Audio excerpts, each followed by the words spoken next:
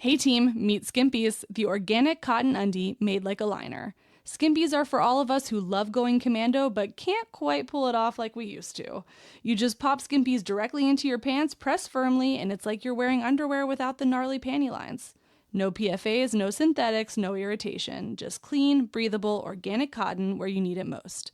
Created by Bette Bentley, inspired by her own journey as an absolute babe who wanted to live that commando life, but without the UTIs.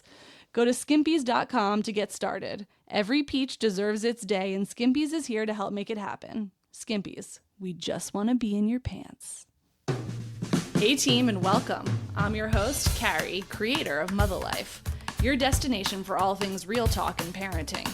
This is the IRL group chat, where we talk about the wild balancing act of pursuing careers and passions while also doing our best to show up for our kids. Join me every week as I sit down with some badass parents in my closet and we talk about their careers, kids, and relationships and all of the weird shit that comes up when you're trying to balance the seemingly impossible.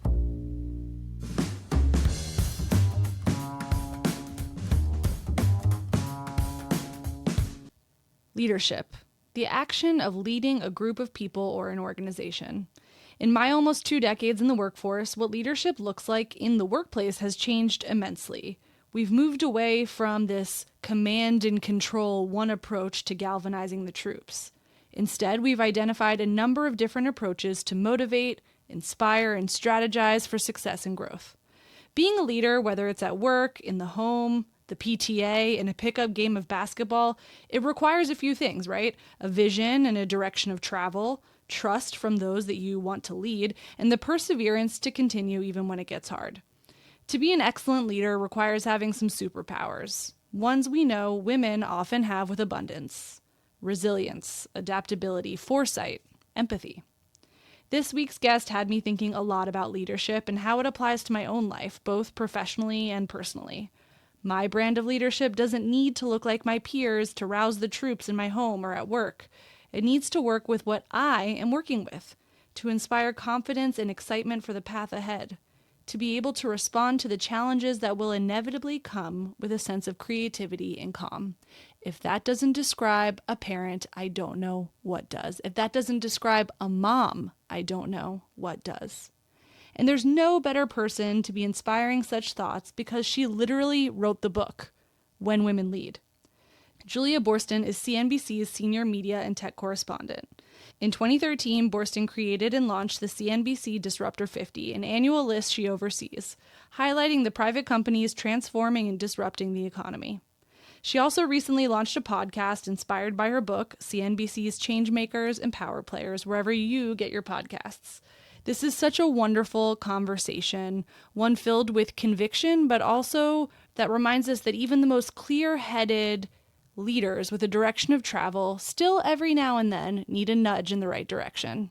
Enjoy. Hi. Hi, how are you? You literally look like a Disney princess with this. I don't know about that. Yeah. I look like I had professionals do my hair and makeup. Well, welcome to the virtual closet, Julia.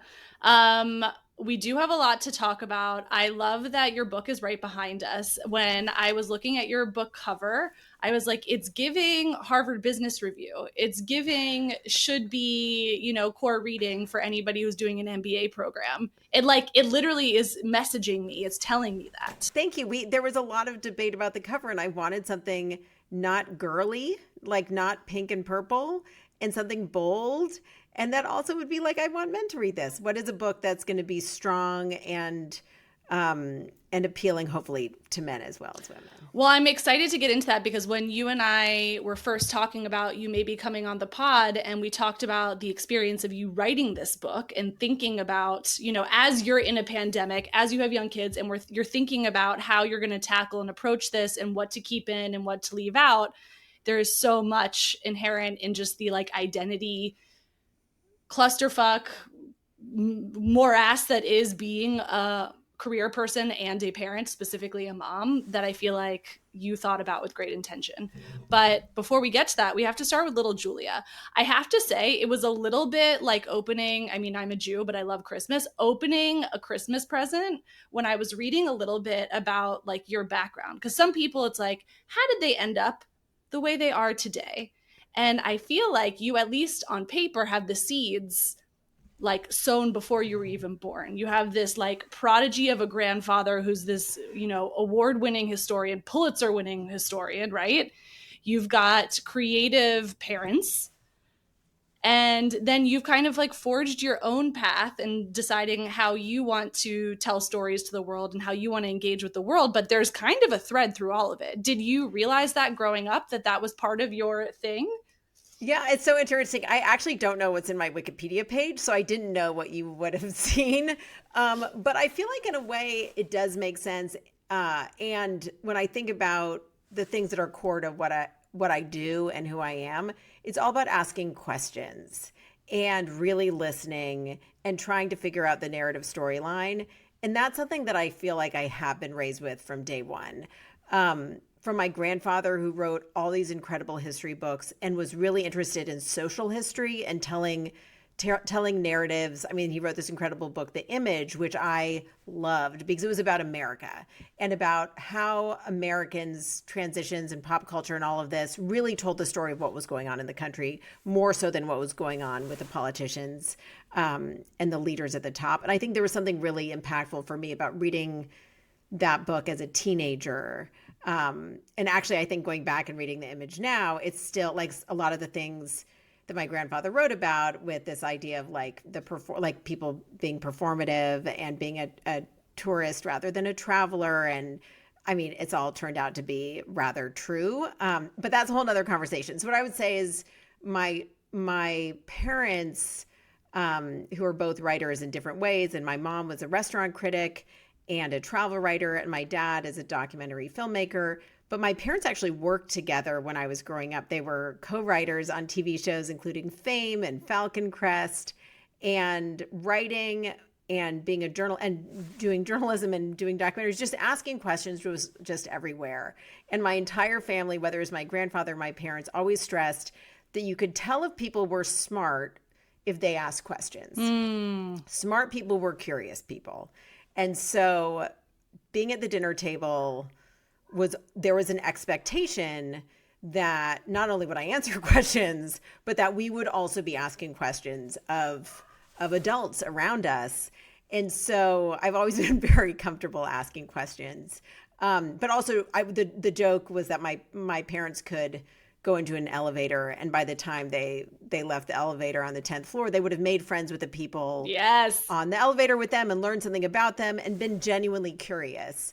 And my parents have made friends all over the world, partially because they're doing travel writing and they did documentaries for National Geographic, but it's because they have this curiosity.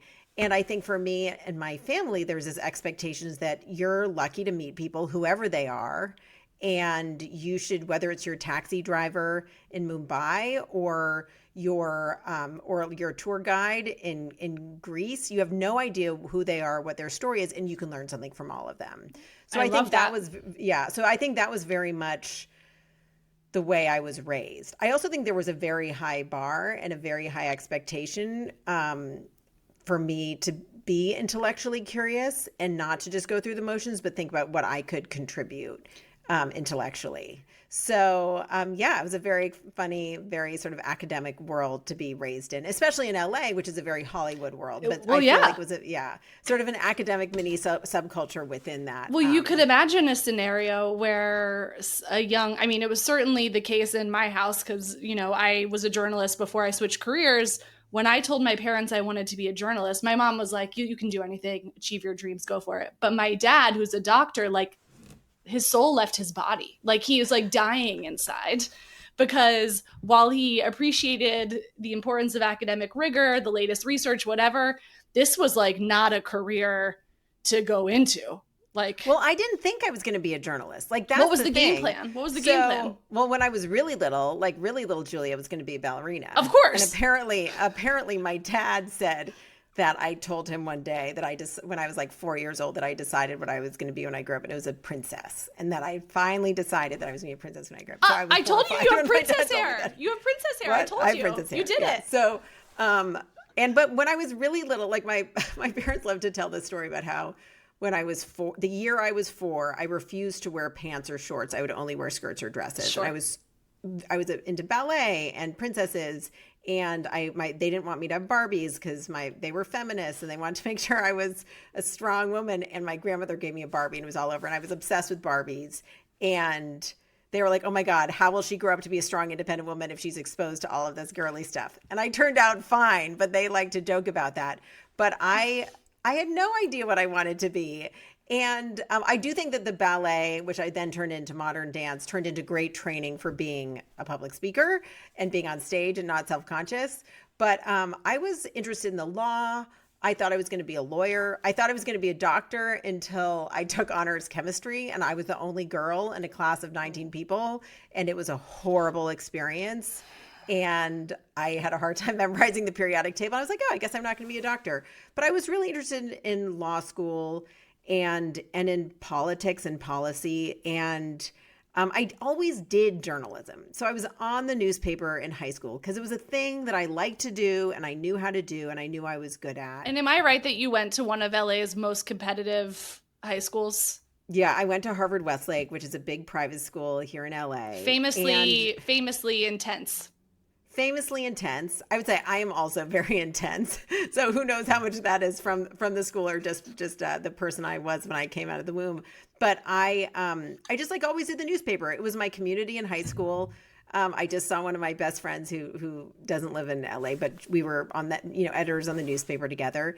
And it was a great community for me. And I think and then when I went to college, I was like, oh, I'll do the newspaper because those are my people and I like doing that, but it's not what I'm going to do professionally. Julia, let's just tell the people we're a Princeton girl. So you didn't just I went to Princeton, but I was not intending to be a journalist when I graduated. Right. I knew I liked to write, but I was like, oh, I'll do the Daily Princetonian because it's a cool, fun thing to do. And I'll hang out with my friends. And I edited the op-ed page and I worked on the arts and leisure section. And it was a thing that I enjoyed, but I was like, I'm going to go to law school, or I thought I was at one point was going to go into politics, and I thought it'd be cool to be a White House intern. Sure. So I was a White House intern and I worked on policy. I did that. I thought it would be cool, so I did that.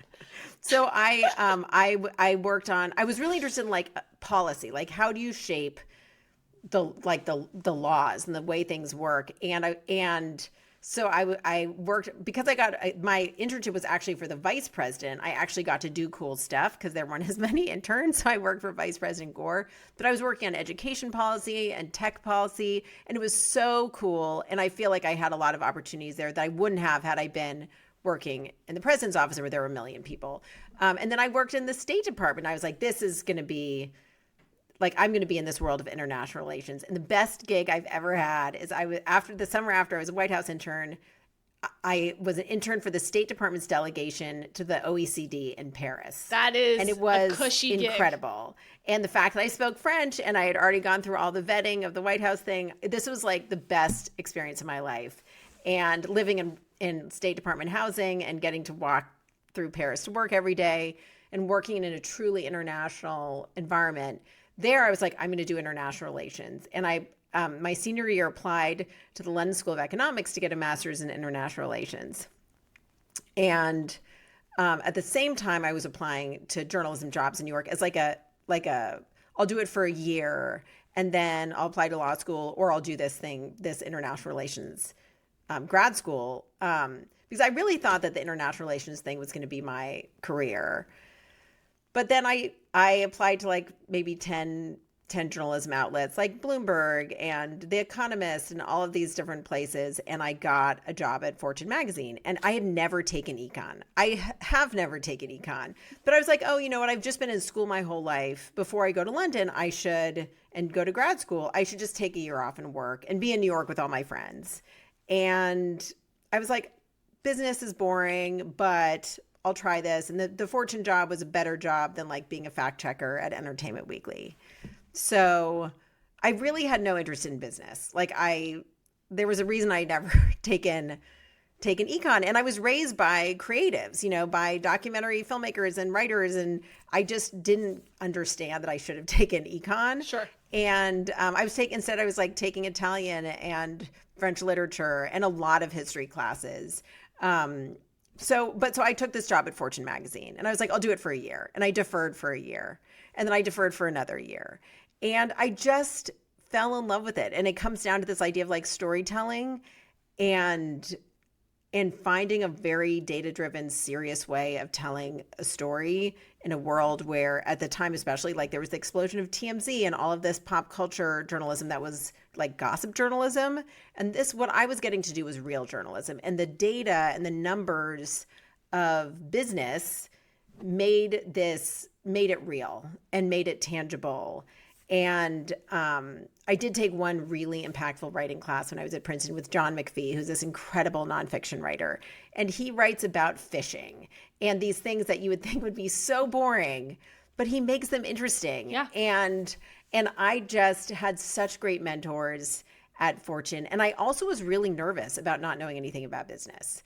So I totally overcompensated. Sure. And I actually think coming in knowing less than my peers and being the youngest person there made me totally go overboard in terms of learning the numbers and figuring out how to read balance sheets and going to older editors and being like, explain to me these SEC documents. And I would read these books at night to try to figure out what was going on in these analyst reports. And I think coming in with such a deficit forced me to overcompensate.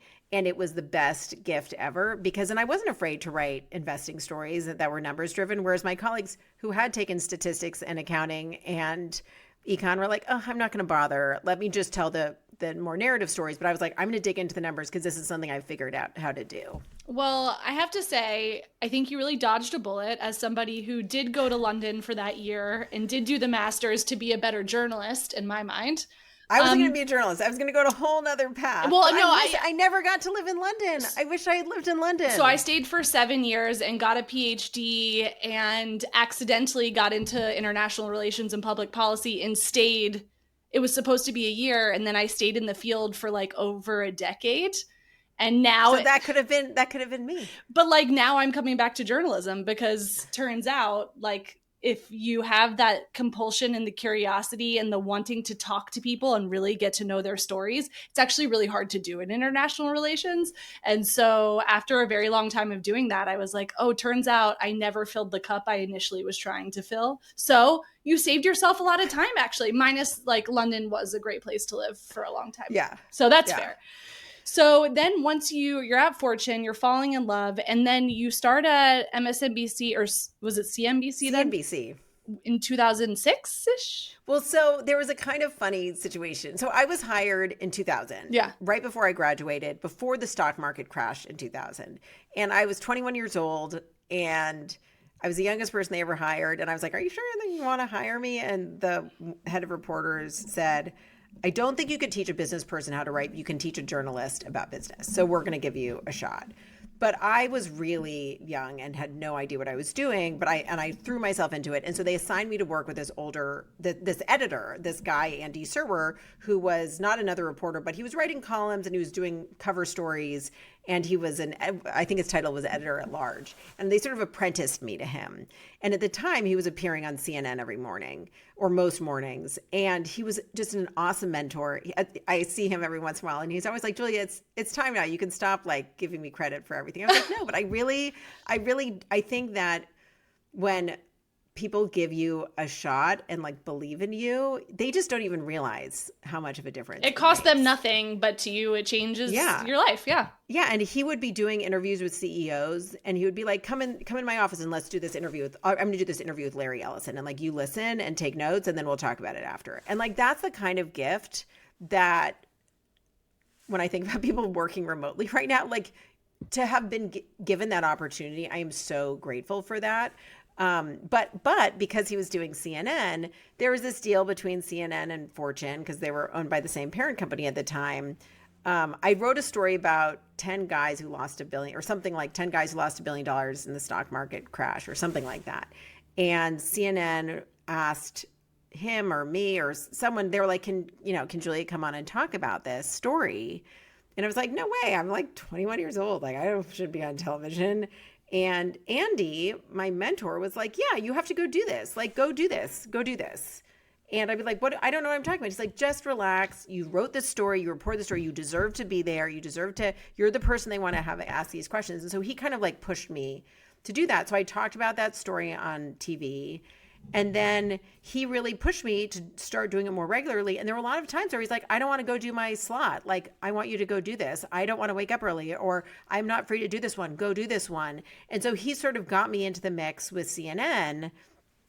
And how did that feel for you though? Like, were you, I mean, I know you had the training, you were used to being on a stage and, in front of people. I had the training as a dancer. Yes, but this is like a totally different thing. Was it exhilarating or was it terrifying? What were you feeling? I thought it was just like hilarious. Which I guess is why I didn't look nervous. I felt like it was like back to being at the dinner table with my grandparents and their intimidating friends, which occasionally was a Supreme Court justice or a senator or whatever. And I'm the eldest child and the eldest grandchild. So I always was like the little person at a table with adults. And I was like, oh, like these skills I have of being quick on my feet and knowing how to respond with an intelligent answer, these are skills that are really valuable on television. Yeah. So I thought it was really fun. And it's a different kind of energy than writing. Writing and reporting, there was just a much more solitary experience. Yeah. And this was a totally different skill set and a totally different part of my brain. So I thought it was fun.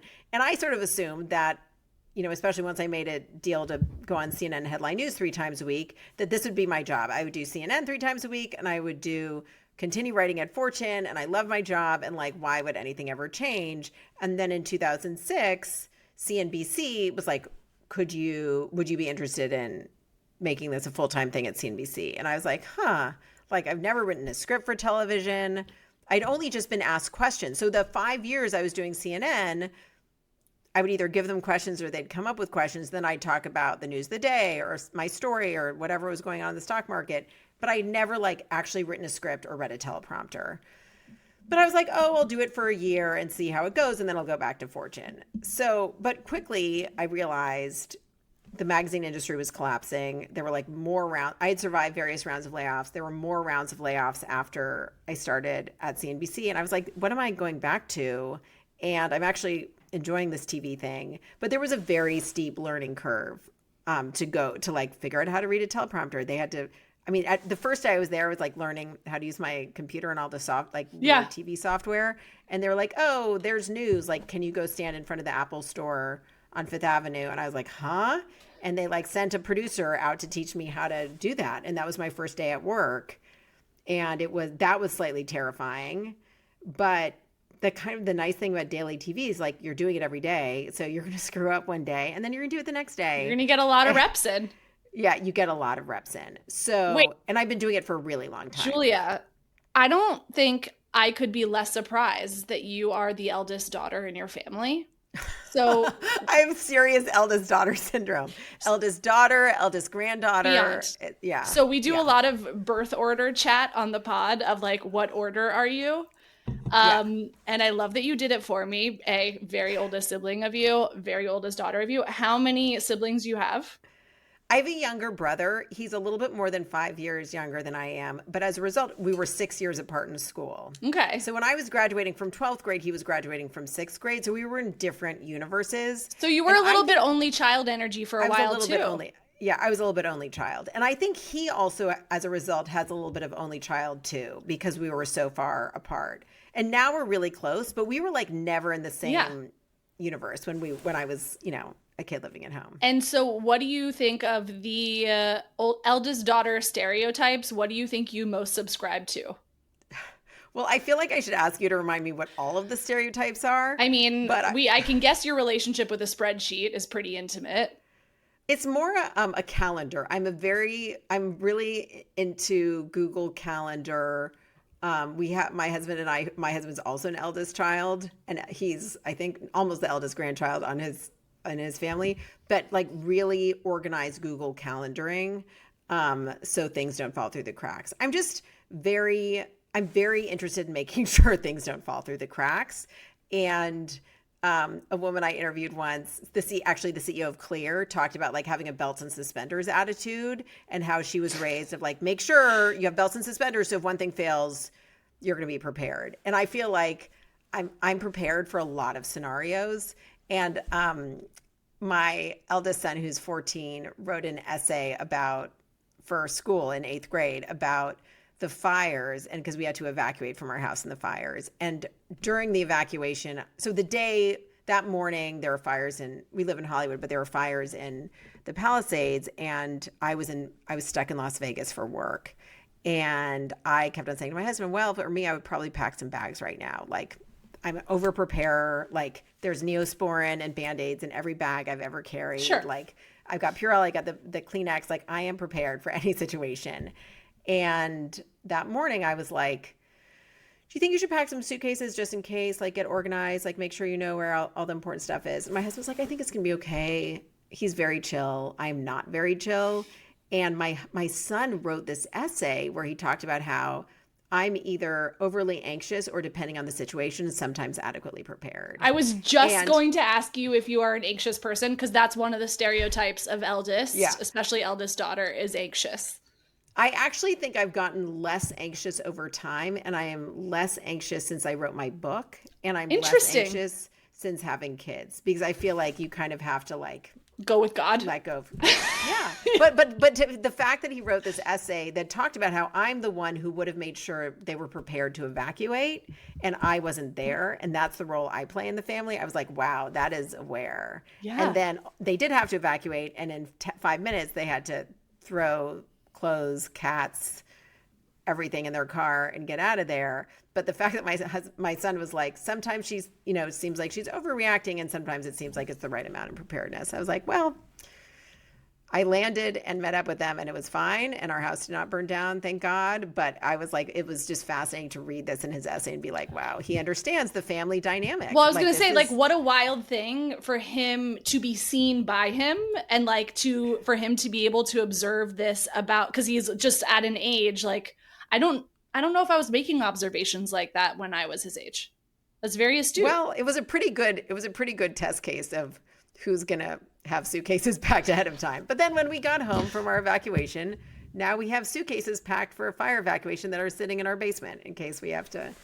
We have a system. Now we have a plan. Now we have a system. We have a plan. So in the midst of all this, you mentioned your husband. When does he enter the picture? How old are you? So we met when I was 25 and was living in New York, and he was living in LA. And we met through a mutual friend at Sundance Film Festival. Aww. And I went there sort of looking for stories, kind of wanting to get out of town. One of my friends and I went, and we met through a mutual friend at Sundance. And there was an instant connection, and I went back to New York and he went back to LA, but we just started talking, and we talked every day for 2 weeks. And then I was going to come out to LA for my dad's birthday. And we just sort of fell in love on the phone. And then he picked me up at the airport. He took me to my parents' house. And my mom likes telling the story about how when, he dropped me off at my parents' house, and he sort of walked around the house and like met the cat and looked at the photos. And she said, as he was sort of taking it all in, she was like, he's going to marry our daughter. Wow. And by the way, she might have said this with previous boyfriends, who knows? But in this case, we'll give it to her. Let's give it to her. Yeah, we'll give it to her. Okay, Mom. So we were long distance, and we dated long distance for about 3 years. But my husband works in the film industry, so he would come to New York and work on movies and live with me for 3 months, and then he would go back. So we were together that whole time, in a relationship that whole time, but there was a good amount of back and forth. So we did the exact same thing. 3 years, London to LA. My husband's in film. I was doing the international relations thing. And I actually think that was some of my favorite time with him, because when we were together, like, we really had to pay attention to each other. And when we were apart, we really had to pay attention to each other in a way that when you're just cohabitating, it's totally different. I'm amazed you go. So London is a huge time difference. Huge. LA, New York is only 3-hour time difference. So we could really be on the phone a lot. No, it was perfect, because he was not bothering me when I was in the office. Oh. You know what I mean? Like, it was like we would talk. I would talk to him on my way to work. I was walking to the office. I would talk to him on the phone, and then I would say goodnight. I would work my day. I would go out maybe to dinner with friends, and then I would say good morning as I was going to Yeah. bed. Well, when we were long distance, someone gave us the advice that you have to have there are two key rules. One is whenever you say goodbye, you need to know the next time you're going to see each other. Yes. And also they said it's valuable if you could not be apart for more than 2 weeks. Yes. Oh, we got a month. Maybe that's because people knew it was so far. Yeah. Yeah. But my husband's father is an economist. And so he had he is talking about a spreadsheet. He had all these like strategies with frequent flyer miles so we could do these short weekends. God bless him. The whole thing. But I do think that you really get to know someone's value system. And because you're having these long conversations that can be more philosophical because you're not in the sort of muck of day-to-day life, and you can talk about these really big picture things. And so to the point of parenthood, like we knew we both wanted to have kids. I was going to ask you, yeah. Yeah, my husband's one of 3. I'm one of 2. Like there was just never a question about that kind of stuff. And then he was going to quit his job and move to New York. At the time, there was a film industry in New York. There's much less of one now. Yeah. But CNBC, so I had switched to CNBC and I was a general assignment reporter. And then they asked me, they were like, would you rather cover retail in New York or media in LA? And I was like, I'm suddenly extremely interested in media. Yeah. And you know, I'd done a couple big stories on media, and I would say those are probably the 2 categories I was doing the most on. But I was like, you know, let me try this again. I'm going to try it for a year. And I've been in LA for like 17 years. It's been a really long time. So, so I moved out here in 2006. We got engaged soon thereafter, and then married in 2007. So, and you knew you wanted to have kids. Did you have any thoughts about like how you were going to negotiate this with your career? What sort of considerations were there? Because then now you are on camera, and that's a whole thing. And maternity leave in journalism is pretty thankless. So what was going through your head? What was the plan? So I knew I wanted to have kids. I knew I didn't want to wait too long. And I didn't really know. One thing that has been, and back then was a huge advantage in my life, is that I work East Coast hours in LA. So I start my day on a conference call every day at 5:15. I got professional hair and makeup, so I don't have to. It's not like I have to wake up an hour before that. Maybe I wake up half an hour before that. But then I'm done at 3, and we go off air at 3. And so I knew that, you know, my husband didn't start his day until 9. I knew that meant that the hours where we would have to be away from our kids were much less than if I were in New York. I would be on Squawk Box really early in the morning and then on, and, you know, so I just knew that the day would be longer in New York because it wasn't about the early morning hours. So I sort of felt like that would help me navigate it.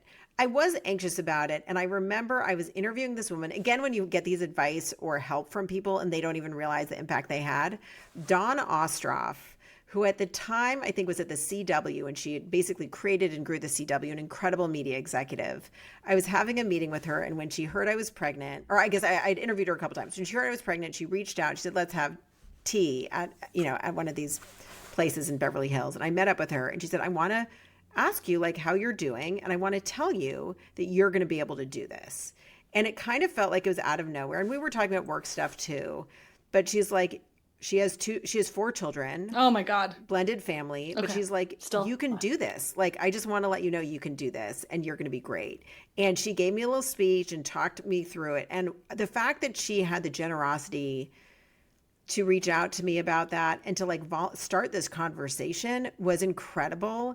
And I have since heard from other women that she's done the same for other women. So she is clearly one of these, you know, incredibly magnanimous people who understands that there is such value when you reach out to people and tell them that kind of thing. And I just like, I remember that conversation where I was sitting in that tea room. I think maybe it was at the Peninsula or something fancy, and her being like, you can do this. You're going to be able to do this. And don't let people tell you you're not. And so there were just a couple of women like that who were like, we're going to help you through this. And also I live in LA and my parents are here. And And they have been incredibly helpful. I was going to say, just because they're here doesn't mean they're helpful, but it sounds like incredibly helpful. And also I saw my mom was a working mom. Right. And my parents, by the way, I saw them as partners. When I was really little, I thought everyone's parents worked together. I would go visit them in their little office on the Warner Brothers lot. And I thought everyone's parents shared an office. So cute. That's just what I thought happened. And then I was like, oh, not everyone's parents work together. But I think I knew I would have the support of my family. And it was just something I wanted to do. And I think there were just enough women I was seeing, saying like, I'm just going to have a baby now. Now it's time. And I also knew a lot of women who had struggled with infertility. So I felt this anxiety to not wait too long. Yeah. And I was very lucky that we had no problems with infertility. I got pregnant right away. And so I sort of built in this buffer where I was like, who knows, maybe it'll take years to get famously, pregnant. it's the ones who plan that have no problem. Yeah. So I just felt like I felt very lucky to get pregnant and have a healthy pregnancy. And I really loved being pregnant. Okay, cool. What did you love about it? I just thought it was so cool that I was growing a baby inside my body. It was incredible. And I did feel terrible at parts, but I didn't have horrible morning sickness. And I just thought it was really cool. I loved feeling the baby kick. It felt incredible. And I felt so connected to my body. And I feel like having been a dancer, there's this whole thing about doing ballet where you're trained to just like ignore what your body is telling you and control it. Right. And then when you do modern dance, it's all about like listening to your body and sort of working with your sort of what your body wants to do. But then when you have when you're pregnant, you're just like living with this growth. And I just felt so good. And just, I found it fascinating, like such this weird experiment. Nothing could be, from what we've heard of you, more you than this statement. Like, I just loved walking around being a science experiment. This was really cool. There were so many observations to make. I'll tell you what I loved. Okay, when I was pregnant the second time, the first time was a pandemic. No one saw me pregnant. I was like, I came into the pandemic not with a baby and not looking pregnant, and I came out with a baby and not looking pregnant. The second one, I was like, I wear generally kind of like baggier stuff. That's sort of my vibe. I'm going to wear the most skin tight shit you've ever seen. I'm going to walk around with a baby bump and all of this like bodycon stuff because it's the only time in my life where I'm going to like want to have something really tight around my waist. So that part was fun, but everything else I will leave.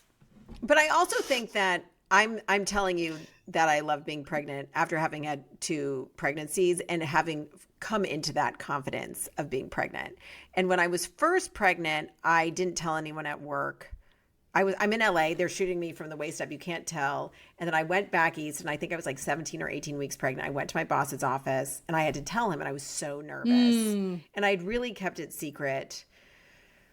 And, wearing big blazers and stuff like that. And I would say like there was like this whole transition where my then boss, who's not at CNBC anymore, was like, you're not really pregnant. Like, you don't look pregnant. You're not really pregnant. I was like, yeah, I'm pregnant. He's like, but you don't look pregnant. It's pretty binary, buddy. Yeah. It's a real 0 or 1 situation. No, it's very real. I'm feeling it now. And so that kind of forced me to be like, yeah, I am pregnant. Right. And then the fact that I was visibly pregnant on TV made me sort of get confidence in that experience. And because there were all sorts of awkward things of like, I remember I interviewed 50 Cent at CES and because he was doing some tech stuff and he like tried to touch my belly and I was like, whoa. And so there are all those weird, awkward moments, or CEOs would like comment on my belly or my breast and I'd be like, okay. But I was like, you know what? I'm going to own this. I'm on TV and I'm pregnant. There's no hiding it. And like, who cares? There was just this element of like, this is it. This is happening. I'm not going to hide it. I did remember there were some guys I was friends with. There was a guy who I'd known for a really long time who I'd been friends with in college. I thought he sort of understood me and my ambitions. And I remember him saying to me, well, you're not going to still work after you have a baby, are you?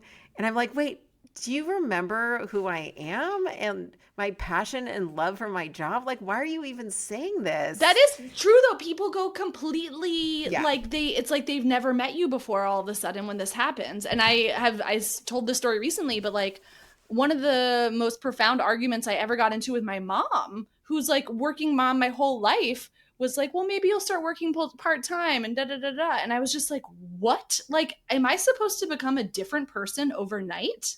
Like, what is everyone Yeah, talking but about? also like I didn't know how I was going to feel. Yes. And there were a lot of people who were like, you're such a hard driving, serious person. Maybe you're not going to like being a mom. And I was like, wait a second, you have no idea what I'm going to like. Yes. And I don't know what I'm going to like. Yes. I don't know how I'm going to feel. Yes. And so, and again, like the pregnancy thing was so weird. And to me, I thought it was so cool. Your science experiment. But also I was breastfeeding. I was like, this is incredible that my body is growing this baby. And I loved breastfeeding.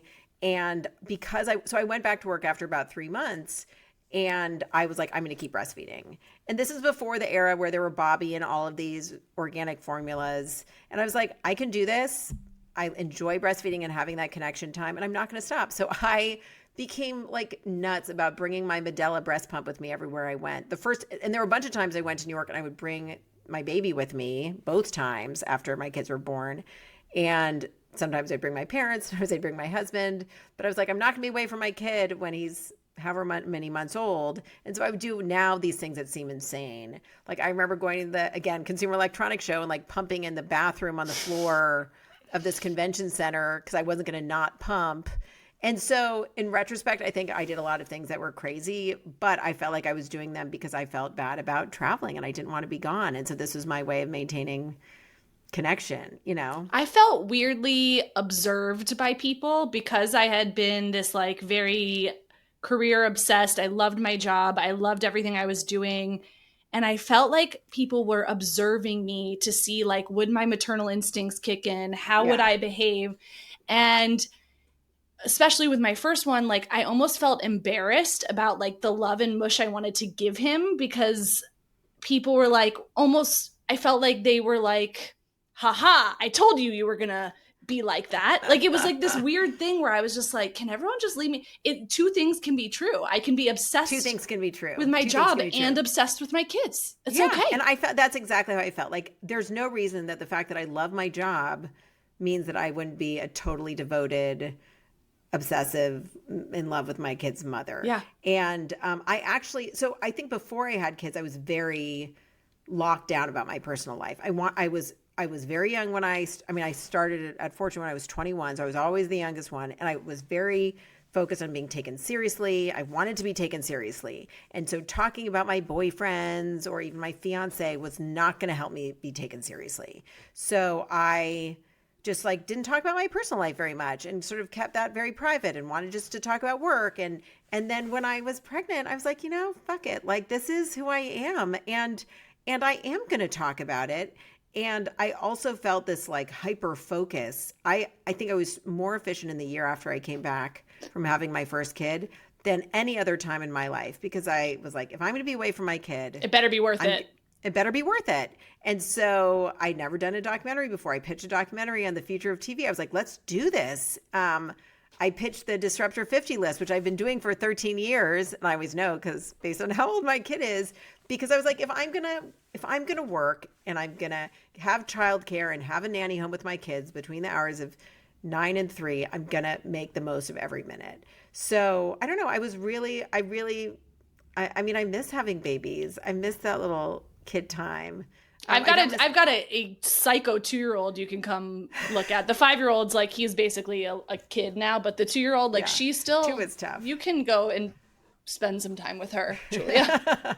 Once they are 5 and can negotiate and reason, it gets so much easier. I don't know. Being able to incentivize. Yes. It's like not a bribe, it's an incentive. Yeah. Being able to incentivize our 5-year-old. I was like, wow, we're in new territory here. Except like mine has gamed the system. Like he's figured out how valuable the incentive is to him. It's all game theory, really, when it comes down to it. So going back to you being productive and hyper productive since having kids, like you've also been prolific because you've like started all these things. You just launched a podcast. You've written this book that's like now becoming this book that everybody wants to read who is interested in how you grow a successful business. How are you doing all of that? Well, it's been a long time. My kids are 14 and 11 now. I do feel like in the first 5 years or so, it was just intense triage. And I actually think from a parenting standpoint, the fact that I was like, I'm going to front load my day. I'm going to be at work 5:30 at the latest. I'll be done at 3. That made me and my husband be much more real partners in terms of the baby stuff than a lot of my friends had the opportunity to do, because my husband was in charge until our nanny showed up. And that meant when the kids were older, he was making eggs, and yes, there were shells in them. And when the babies, they were babies, he was like dealing with the breast milk and the bottles and the diapers, and there was no safety net for him until the nanny showed up. And so I have a lot of friends who sort of co-parented with their husbands, and there was not and could correct them and help them. And there was less of a, well, I'm not there to help, so he's got to figure it out. And as a result, I think we really are partners. And I think a lot of that was forged in those early years of even now some days I work from home, but most mornings, it's up to my husband to feed them and get them to school and make sure if it's raining, they have a raincoat or not. But that's not something that I can micromanage. And I think not being able, again, eldest daughter. I was about to say. I don't have the opportunity. I can't micromanage that stuff. Wow. What a gift for you, actually. But it's a great gift. It's just a gift. There was no opportunity to micromanage, which I think created a good pattern of that's just not something that I have a chance to do. And I also think having such an intense job means I'm not a helicopter parent. I have no chance to be a helicopter parent because there's just no time for it. So I think it's it has worked to my advantage to have this intense job that I love. And also when I'm with my kids, want to be really focused on them. Now, obviously your big beat that you've been covering for some time now is tech, right? What is your relationship with tech in your sort of off-duty life, and how do you think about it for your kids? So, I am trying to stay. So I would say this is a complicated answer, right?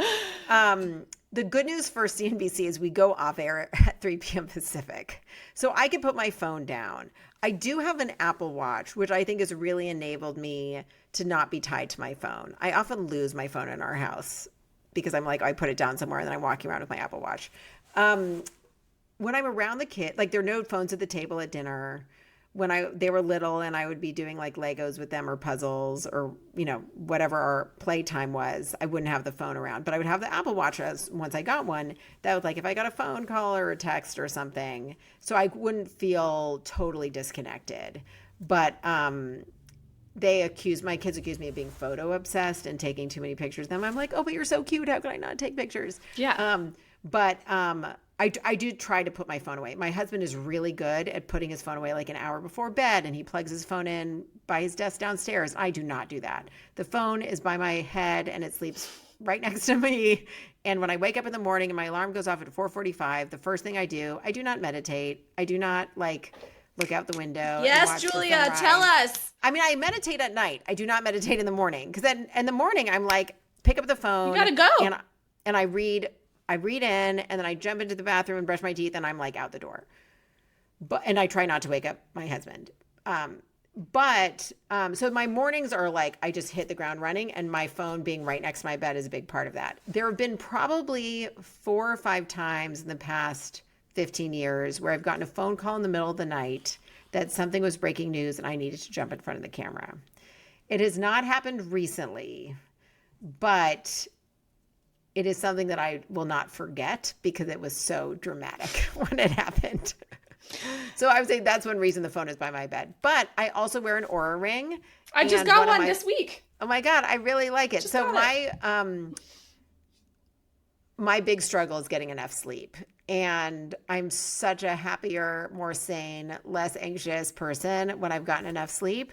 And it's very easy with my work to go out to a work event or have my 14-year-old want me to talk to him until 10 o'clock at night or 10:30 at night. And the next thing you know, I'm exhausted. So the Oura Ring really keeps me honest. So I would say my favorite tech devices are my watch and my ring. I love it. It's basically things that keep you healthy and keep you away from your phone. Yeah. Using tech to fight tech. Using tech to fight tech. Yeah. And we're pretty strict with our kids in terms of restrictions. We do let them play video games, but only on the weekends and only if they're playing together. And all of this data about kids is like, if they're playing together, it's like a social thing. You don't want them like alone in a room staring into the void of all weird strangers on the internet. But having two boys who like to play together is a big gift. And then no social media, but my older one does have an iPhone, which we monitor with all sorts of annoying restrictions on him and his ability to, do anything fun. There's no browser on his iPhone, so he can't actually access the internet, which is very annoying to him. I bet, but also... But he can text. Is this like in the discussion, like I'm assuming there are like parent group chats and things, like have there been like covenants made, blood oaths sworn to say like we all have to kind of be on the same page? We did that. There's a thing called Wait Until 8th. We signed it, and it was no smartphone until 8th grade. And so last year we got him a dumb phone, which was, first we got him a Google Pixel, which my husband, who's the tech support in our family, removed all apps from, and it didn't really work. Once you like really dumbed it down, it didn't work well. And then we had been on the wait list for this thing called a light phone, which is actually a dumb phone. It has nothing on it except for text, email, or maybe it doesn't even have email, but basically there's no access to the internet, no apps. And by the time it had shown up, we had already like gotten convinced by kids on the bus and this and that he would have an iPhone with its severe restrictions on it, including no Safari or Chrome. But my husband used the light phone for about 6 months until we decided it just wasn't functional enough for us to maintain our partnership and me to be able to reach him when I needed to. Yeah, it's so tough. I like the concept of a light phone, but it's really hard on I could never have a light phone. I like the idea of him having a light phone for his sanity, but my husband doesn't do social media. He's very good at being restrained about these things. That's my husband too, and obviously not me.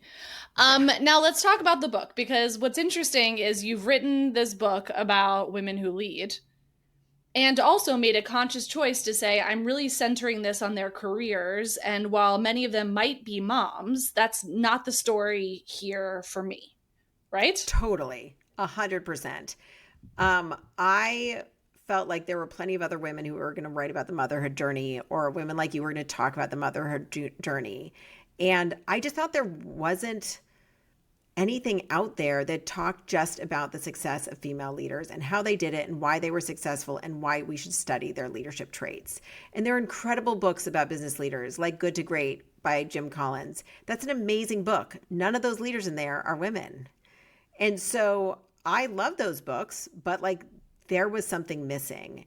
And so again, back to me being a 21-year-old at Fortune magazine and wanting to be taken seriously, I was like, I want this book to be taken seriously. And I want these women to be taken seriously. And maybe it's because I have two sons. Maybe it's because I'm a reporter on CNBC where our audience, I think, is more male than female. But I was like, I want men to be able to access this too. And I want this to be accessible to the male reader. I want guys in business school to think, hey, I want to read about these female leaders. They have defied the odds. I want to defy the odds. What can I learn from them? So there's no pink on the cover. And I talk about things like pregnancy or breastfeeding when it's relevant to the story, but it's really not centered on that. And that was definitely a choice. But I also think, as we have discussed earlier, like, I would be interested to hear the women that you covered, I feel like they would appreciate that, is I guess what I'm trying to say, is being constantly qualified as like the woman who did this, the mom who did this, whatever. Part of the reason of starting this podcast is like, we're all just fucking people. And I interview dads too, because like, it's like, your career journey is informed by the compromises you make when you have a kid, but like, it is not your entire identity. Right? Yeah.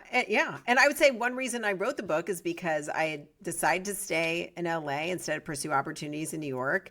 And that meant having this job where I was working until 3, and that gave me an opportunity. It also meant I was really hungry for growth and really hungry for something new and different. And this book was that. I could have kept doing the same thing on TV year after year, but I was at an age once I hit 40, I was like, what can I do that's more and that's going to really challenge me? And when I realized that this was my project, of sort of like you find your thing, you're like, oh my God, this is the book I have to write. Um, it made sense for me to pursue this. And I did write it during the pandemic. I don't know if I would have been able to do it without the pandemic, because I was broadcasting from home. There was no driving around. There was no travel. There were no social events. There were no soccer games. And all of a sudden I had time in the afternoons and then in the evenings after my kids went to bed that time didn't exist for me before. And I also became obsessed with this project and knew I had to do it. I hilariously thought there would be a very limited window where I could get work done on it, because I was like, oh, the pandemic will be over in a couple months. Uh-huh. Yeah. So I do think I was kind of put pressure on myself to really move fast, because I was like, the pandemic's gonna be over. We're gonna be out socializing. And so that pushed me to move quickly through it. And then I was working at home with my husband, and he understood how important this was to me. And he would take the kids when I needed to work on a Saturday morning. And then again, with the help of my parents, they took the kids overnight almost every Saturday night once we had gotten through the worst of those early days of the pandemic and we felt like it was safe. And that was a huge gift for my parents. Huge. To have that socializing. It was great for my kids. I had no guilt about not being around. And then I would do these like intense, writing sessions where I would like drop them off my parents at 2 on a Saturday. And then I would basically work only with interruption for dinner on Saturday night.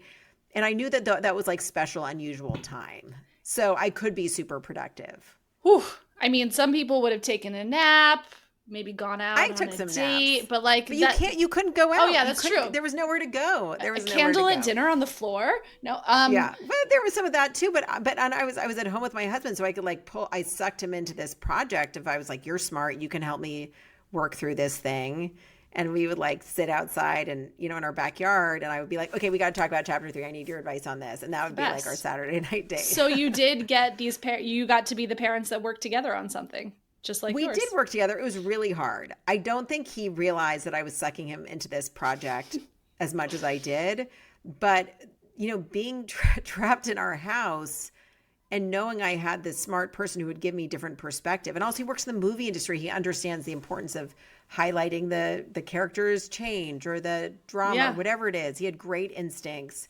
And I sort of, it was maybe inevitable, but I wish I had been more careful about sort of the expectation. I mean, I took so much of his time on this. You guys are still married. It's fine. It worked out. Yeah, we worked through it. Now you've read all of these great books about leadership and business that have come before, and then you've written this book, When Women Lead. The suggestion being that when women lead, something different is happening or going on. What are some of your big takeaways from this book that you were just when you're getting into the data, you're getting into the stories, you're just like, oh my God, how have I not seen this or realized this before? I think it was in the same way that becoming a mother was very liberating for me and made me feel more confident in myself and more open at work about who I am as a person. This book was a real turning point for me, I think, just as a human, and feeling less constrained or afraid of what people are going to think or worried about doing the right thing, and less of that first eldest daughter syndrome, and more just realizing the importance of authenticity. And the women who succeeded did not all fit a certain type. They didn't all do the same thing. They did hard things. They sat in discomfort. They, and they really understood who they were and what they were good at and what they weren't good at. I'm going to shout out to an amazing writer and friend of mine who gave me advice when I was working on the book, named Eve Rodsky, who wrote a great book. Eve Rodsky, Fair Play. Fair Play. Amazing book. And I was like, can you give me some advice in the book? And I was talking to her about it. And she's like, what about your story? And your story is a leader. And I was like, I'm not a leader. And she's like, yes, you're a leader. And she's like, you need to write about your experience as a woman in business. And I wrote the first chapter with that in mind. And I shared things. I was so shy about sharing things about my personal, and I share things in the introduction to my book because she was like, your story matters too. And I really had never thought of myself as a leader until really the end of this book writing process and the conclusion of the book. And I was like, we're all leaders, whether we're leaders of the PTA or in our family. I'm a leader in my family. I'm a leader when I organize activities for a group of friends. And that's something to be proud of. And I think I'm just a lot more comfortable in who I am, knowing that we all have our own strengths and we don't need to fit ourselves into a box. And I think about the women who have succeeded in such dramatically different ways.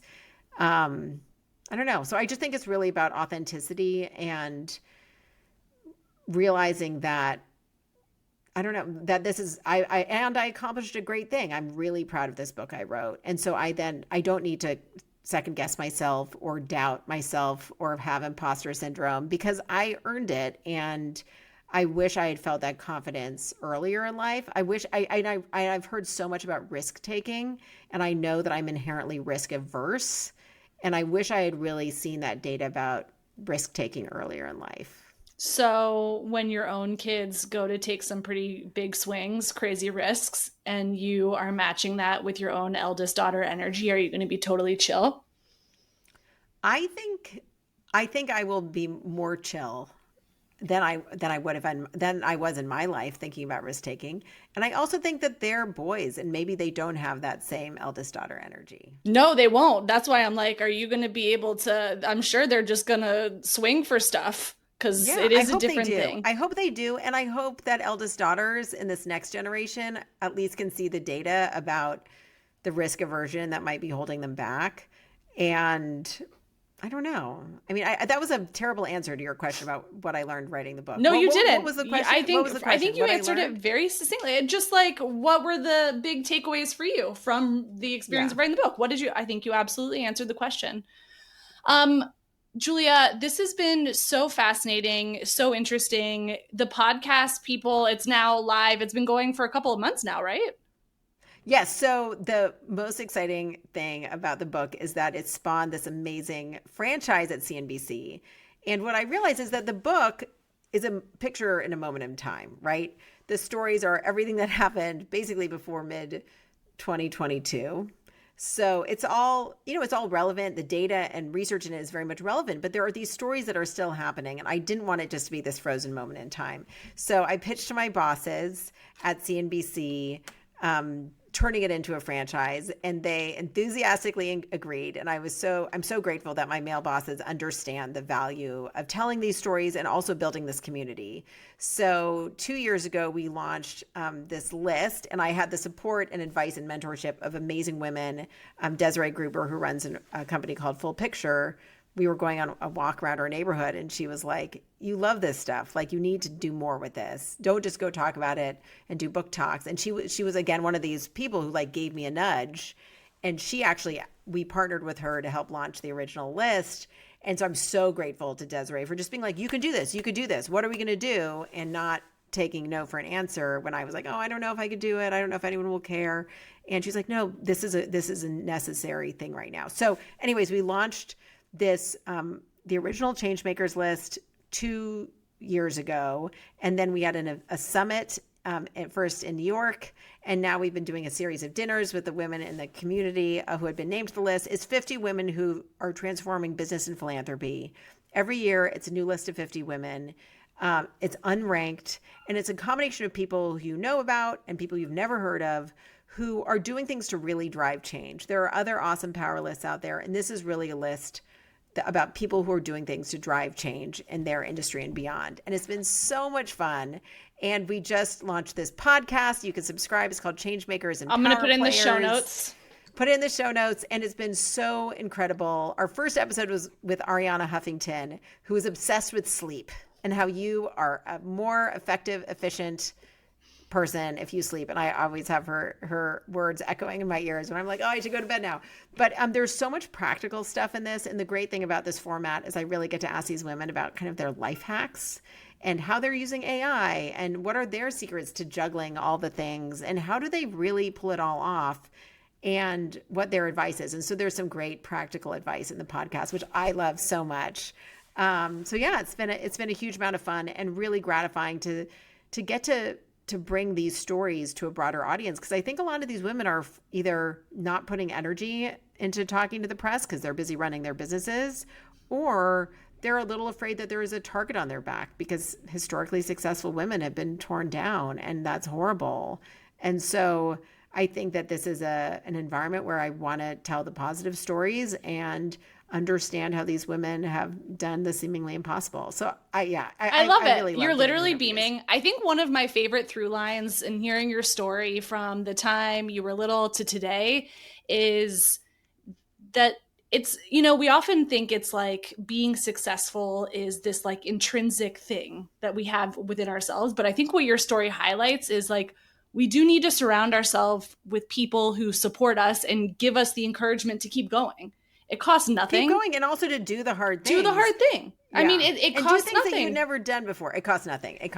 And when I think about people like Andy Serwer at Fortune Magazine being like, yeah, go on TV. Of course you could do this. Or Desiree being like, we'll build this together. Let's talk this through. Or Dawn. Or Dawn Ostroff being like, you can have kids and keep doing your job. And I was like, oh my God, thank you for even saying that. But and especially working on this Changemakers thing now, the women who have been involved and building it. And it's just like, when I host these dinners with women in the community, I really think that women who are in senior positions in companies do not know each other in the way that their male counterparts would. And I just hosted a dinner in San Francisco, and there were women across industries, in tech, in consumer products, in sports. And these women oftentimes didn't know each other, but should know each other. Yeah. And just to see the connections and the enthusiasm, and I am beaming because it's so much fun. And again, back to like my parents teaching me how to ask questions. I'm so curious about how everyone has found their passion and then really made it work. And a lot of these women I love didn't really find the company they're doing or what they're doing right now until later in life. It's not like they dropped out of college to found a startup in their garage. It's like these are all journeys. I love it so much. Well, thank you so much for spending some time with us. I know as a journalist, you don't often get grilled the way that you're being grilled today about all sorts of things, but I'm glad that the book opened you up, and being pregnant opened you up to talking more about your own story, because I think it is really inspiring and positive to hear that you can be successful and also need a nudge from other people to keep going. Yeah. I would never have done any of these things without a nudge. And I had so many colleagues who told me, like, you got to write a book, right? Like, when are you going to write a book? My colleague, Andrew Ross Sorkin, who just had 1929 come out. No big deal, Andrew Ross Sorkin. Yeah, but he was like, you should write a book. And I was like, well, that's like a ridiculous thing to say. Like, well, what book? And, it took a while to find the thing. But I just think having other people who really push you, and just like, you never know how a walk with your neighbor during the pandemic, like my walk with Desiree, would turn my book, really push me to think about marketing my book differently. And then she was like, what are we going to do with this? It doesn't stop here. And so I think find those people who are going to push you a little bit outside your comfort zone. I love it, Julia. Well, thank you so much. Shout out to Dawn, Desiree, I'm missing Andy. Shout out to all of you. Props. You don't even know what you did. And I can't wait for people to tune into the pod, check out the book. Everything's going to be in the show notes. This was such a pleasure. Thank you so much. Really appreciate it. Team, I need your help. If you love it here, please like and leave a review on your favorite podcast platform. Subscribe to the Substack for full access to this episode's show notes and join the discussion. And of course, follow me on Instagram at mutha, mutha.life, for a daily look at all things mother. Thanks for listening. Be sure to tune in next week for another Chat in the Closet. This podcast was produced by Mother Life, music by Ronan Landa.